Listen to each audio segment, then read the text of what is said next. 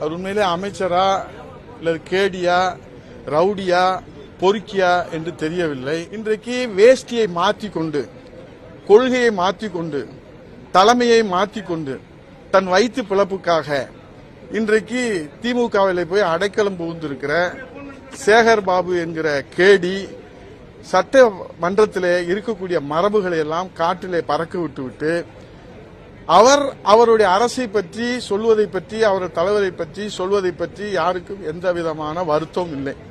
ஏனால் அவர் வாயை வாடகைக்கு விடுவர் என்பதை நான் சொல்ல வேண்டியதில்லை, தமிழ்நாட்டில் இருப்பவர்களுக்கெல்லாம் தெரியும்.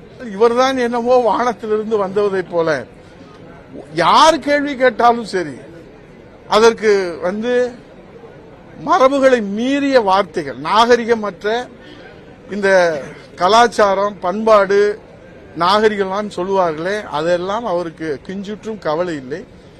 ஏனென்றால் அவருடைய பிறப்பும் வளர்ப்பும் அப்படி இருக்குதோ என்கிற ஒரு சந்தேகம் எழுகிறது. அவர் அம்மாவினுடைய பச்சை குத்தி இருக்கிறார் கைகளிலே.